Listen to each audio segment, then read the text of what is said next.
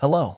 The marble floors of the Jefferson County Courthouse gleamed under the cold fluorescence of overhead lights, each step echoing like a drumbeat in the near-empty hallway.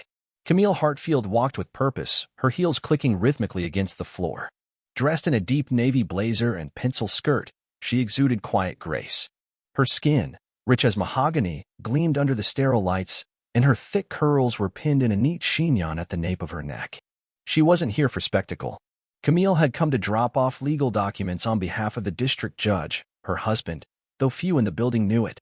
Arthur Hartfield had always preferred to keep their relationship discreet within the court's volatile halls, where rumors and biases brewed faster than morning coffee. But that day, discretion would become the weapon that cut deepest. Near the security checkpoint, a heavy-set white officer leaned lazily against the scanner.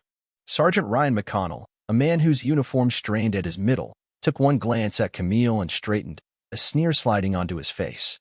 "Hold up there," he barked, blocking her with an outstretched arm.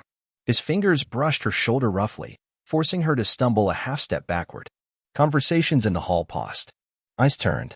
"Excuse me," Camille said, adjusting her jacket, her voice calm but firm. "I said, hold up," McConnell repeated, louder this time.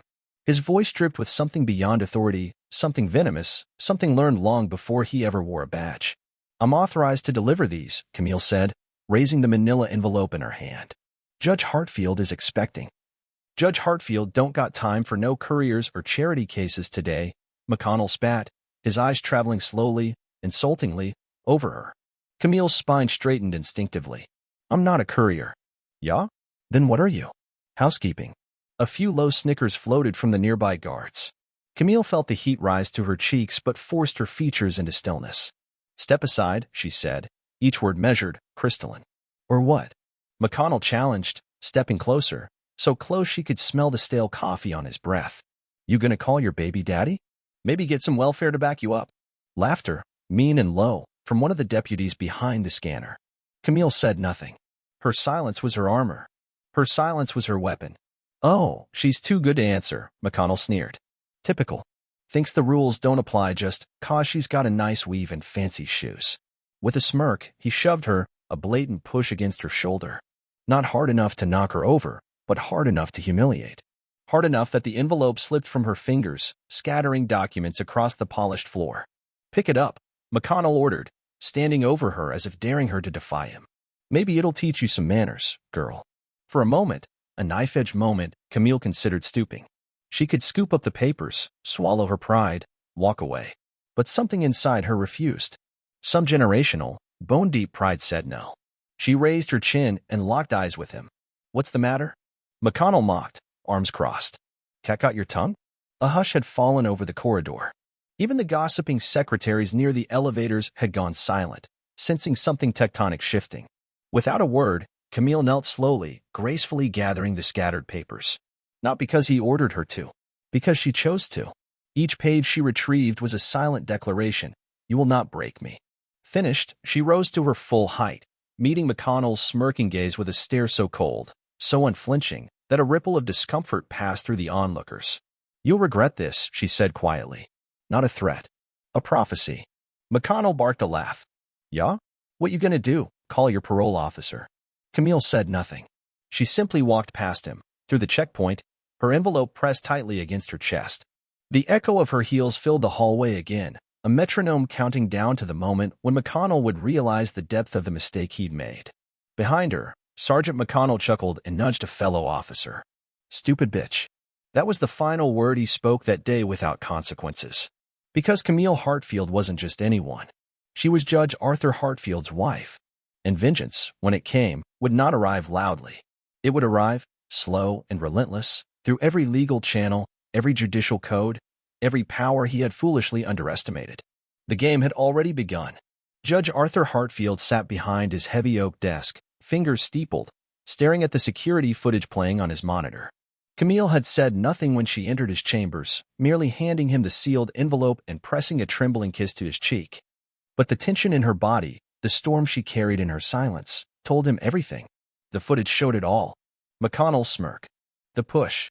The scattered papers. Camille's quiet dignity against the backdrop of open disdain. Arthur's jaw tightened until it ached. By noon, the courthouse hummed with whispers.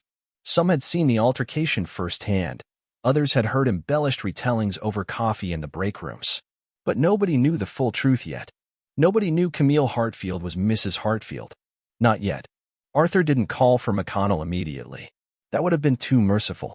No, he would make this humiliation official, public, and permanent. The next morning, Sergeant McConnell swaggered into the courthouse, laughing with Deputy Brent Collins about putting another loudmouth in her place. Bet she's back scrubbing floors, Collins snickered. If she's lucky, McConnell sneered. Probably out there popping out more babies. Their laughter echoed off the marble, drawing side eyes from clerks and interns too nervous to confront them. At 10 a.m., an announcement crackled over the loudspeakers. All security staff report to Courtroom 1 for mandatory briefing. Immediate compliance required. McConnell grumbled but made his way toward the grand courtroom. As he pushed through the heavy double doors, he froze. The room was packed, clerks, officers, lawyers, even a few judges. And at the center of it all, presiding from the bench, sat Judge Arthur Hartfield, robe immaculate, expression carved from stone. "Take a seat, Sergeant," Arthur said, voice like iron. McConnell hesitated, a flicker of unease crossing his face. "Now." McConnell obeyed, sinking into a seat at the front. "We are here," Judge Hartfield began, "to address an incident of gross misconduct that occurred in this courthouse 2 days ago." Murmurs rippled through the crowd. Arthur's gaze pinned McConnell in place. "An officer under this roof," he continued, "chose to physically assault and verbally abuse a woman attempting to carry out official business." Gasps. Whispers. McConnell shifted uneasily. "This officer," Arthur said, leaning forward slightly, demeaned her with racial slurs. Called her girl, accused her of being on welfare, questioned her humanity based solely on the color of her skin. A few heads turned toward McConnell now, eyes narrowing. "The victim of this abuse," Arthur said, his voice dropping to a deadly softness, "is not merely a citizen deserving of dignity. She is Camille Hartfield." McConnell blinked. "My wife." Silence. Pure, suffocating silence. "Holy shit," someone muttered. Arthur let the moment stretch, savoring the growing horror on McConnell's face. "Sergeant McConnell," Arthur said, "you will be placed on immediate administrative leave pending a full investigation for violation of civil rights, conduct unbecoming of an officer, and obstruction of judicial operations." McConnell shot to his feet, his face blotchy with rage. "This is bullshit." Deputy Collins rose too. He didn't know she was a. Silence. Arthur thundered, the gavel cracking down like a lightning strike. "Ignorance," Arthur said coldly, "is no defense for racism." McConnell's mouth worked soundlessly, a fish gasping for breath. Arthur wasn't finished. "Effective immediately, a formal complaint has been filed with Internal Affairs. Civil litigation is forthcoming. And the footage of your behavior," he gestured toward the clerk, who queued up the video on a massive screen, "has been released to the media." The screen flickered to life. There, frozen in crystal-clear footage, was McConnell's hand on Camille's shoulder. His shove. His sneer. His words, "Maybe get some welfare to back you up." McConnell staggered back as if struck. "You ruined your career the moment you touched her," Arthur said. The court officer approached McConnell, hand hovering near his weapon. "Come peacefully, Sergeant," the officer said grimly. McConnell cursed under his breath but allowed himself to be led out. As he passed the gallery, shame burning on his skin, the murmurs followed him, soft, brutal, relentless. "Racist pig. Thought he was untouchable. Not anymore." Arthur watched him go without a flicker of emotion. Only when the doors closed behind McConnell did he exhale slowly. Justice had begun its slow, merciless turn. But Arthur Hartfield was not finished. He would see to it that McConnell's name was not merely disgraced. It would be erased. And in doing so, he would send a message through every echoing hall of Jefferson County Courthouse. No more silent suffering. No more invisible dignity. Not here. Not ever again. The fallout began before McConnell even made it home. News of the scandal swept through the city like wildfire. Local news outlets ran the footage on a loop. Jefferson County Sergeant humiliates judge's wife in racially charged altercation. The anchor's polished voices barely concealed their glee. Social media exploded in outrage. Hashtags bearing McConnell's name trended nationally within hours. By the time he pulled into his driveway, a squat brick house with peeling shutters, a small crowd had already gathered across the street. Protesters held cardboard signs, "Justice for Camille," "No racist in uniform," and "Protect black women." His neighbors, once friendly, now watched from behind closed curtains. Inside, McConnell slammed the door and slumped into his recliner, sweat trickling down his neck. He yanked open a beer and cursed loudly. "Bitch set me up," he muttered to no one. The phone rang. He grabbed it, expecting backup, someone from the union, maybe his buddy Collins. "Sergeant McConnell?" a cold female voice said. "This is Lieutenant Grace Navarro from Internal Affairs. You are hereby ordered to appear for a disciplinary hearing at 9 a.m. tomorrow. Failure to comply will result in immediate termination." He opened his mouth to argue, but the line went dead. The next day, McConnell stood alone in a sterile conference room, facing a tribunal of stony-faced officials. He sweated through his shirt as they played the footage again, pausing, rewinding, highlighting every word, every smirk, every shove. "Do you deny the events captured on this video?" Navarro asked, her pen poised over a notepad. I didn't know who she was," McConnell stammered. "So if she wasn't the judge's wife, your behavior would have been acceptable?" "No. I mean, I just thought she was some loudmouth." "A loudmouth?" "For trying to deliver legal documents." McConnell's face turned crimson. "We have multiple witness statements," Navarro continued crisply. "All corroborate that you used racial slurs, physically intimidated the complainant, and publicly humiliated her based on race and gender." She tapped her pen once, twice against the table. "Effective immediately, you are suspended without pay pending formal termination proceedings." McConnell surged to his feet, fist clenched. "This is a damn witch hunt." Navarro didn't flinch. "No, Sergeant," she said. "This is accountability." The humiliation didn't stop there. Over the next week, McConnell became a pariah. His favorite diner refused him service.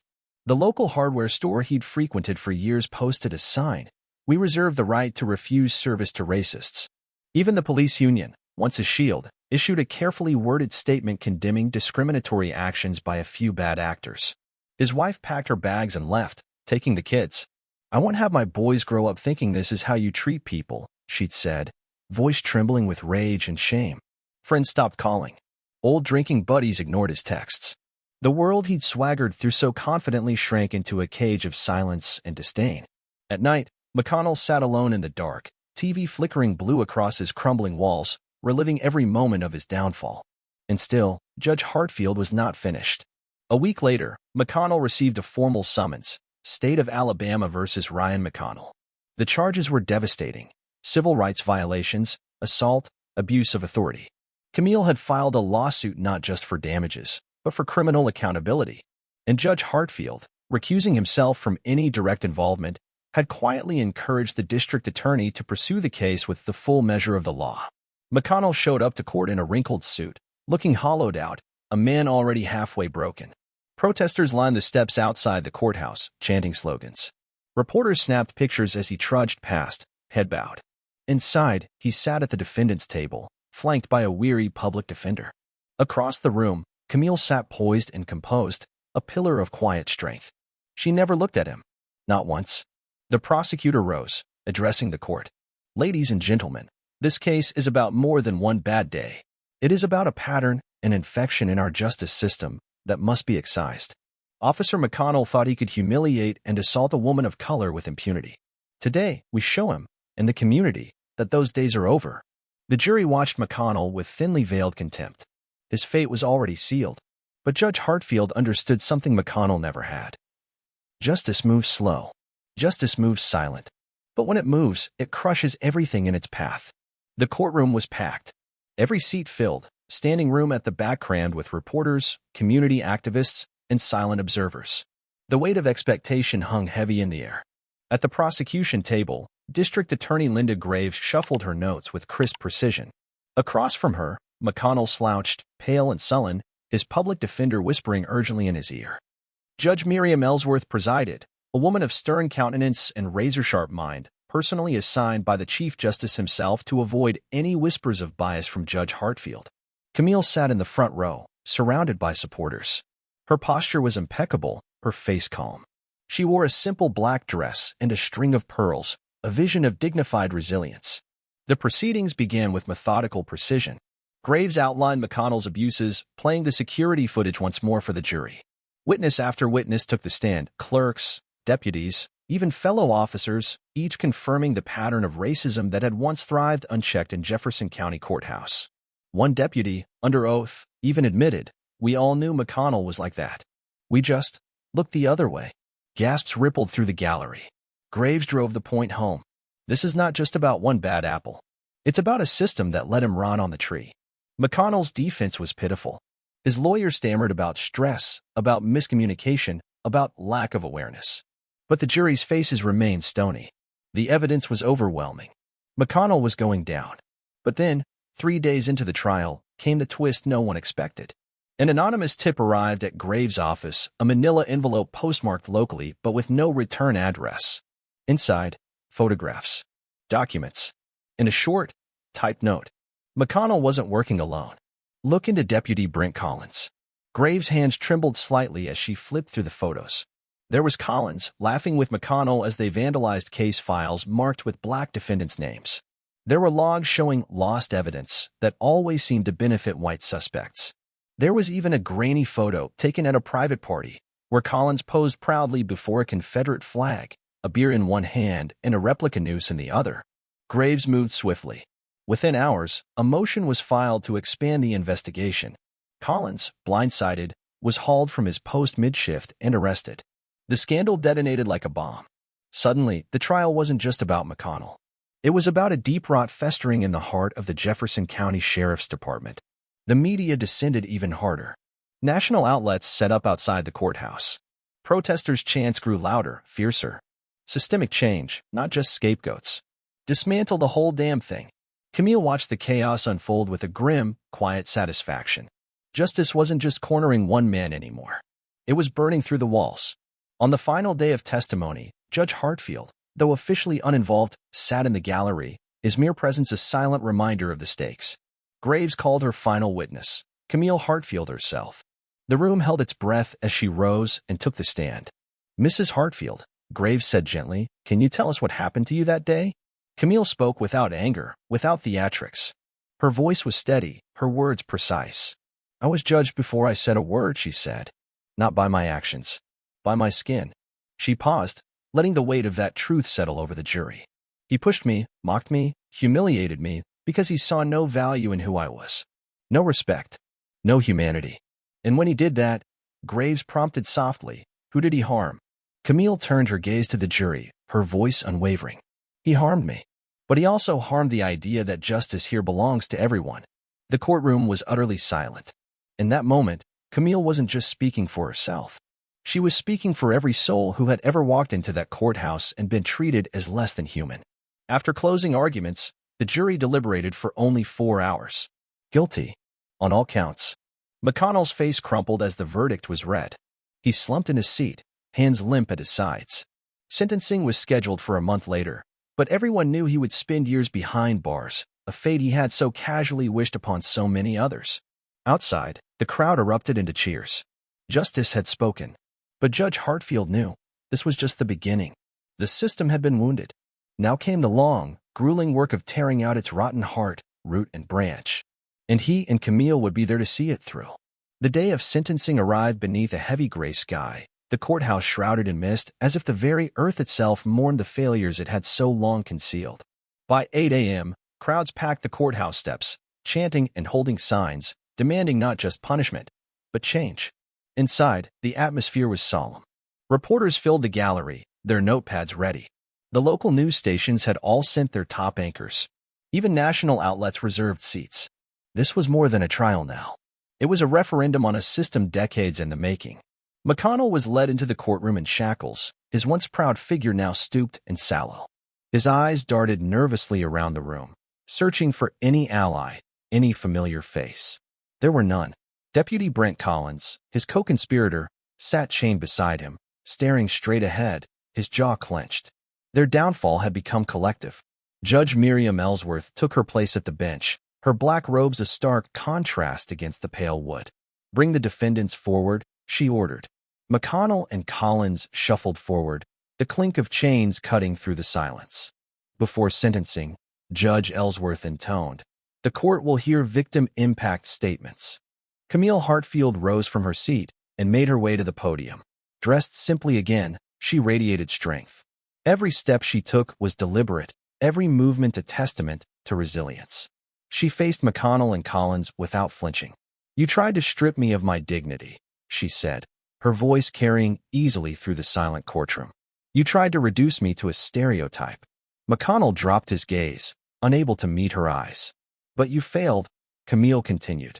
Not because of who I am, but because of what you are, small, fearful, rooted in hatred so deep you could not see past the surface of my skin. She paused, letting her words hang in the charged air.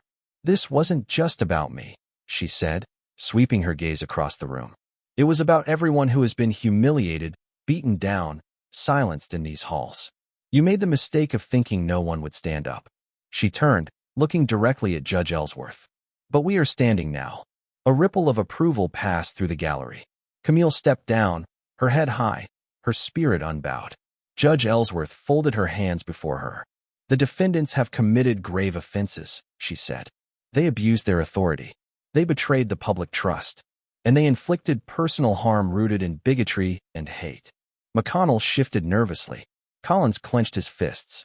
Ryan McConnell, she pronounced, for assault, civil rights violations, and misconduct, this court sentences you to 12 years in state prison without the possibility of parole. The gavel cracked like a gunshot. McConnell's knees buckled. The bailiffs caught him before he could fall. Brent Collins, Judge Ellsworth continued, for conspiracy, destruction of evidence, and misconduct, you are sentenced to 8 years in state prison. The gavel struck again. Both men were led away, their futures shattered, their legacies ruined. Outside, as the doors swung open, the crowd erupted into cheers. Camille stepped onto the courthouse steps, Judge Hartfield by her side. Cameras flashed, microphones thrust forward. A reporter shouted, Mrs. Hartfield, do you have any comment on today's verdict? Camille paused, looking out over the sea of faces, black, white, young, old, all gathered to bear witness.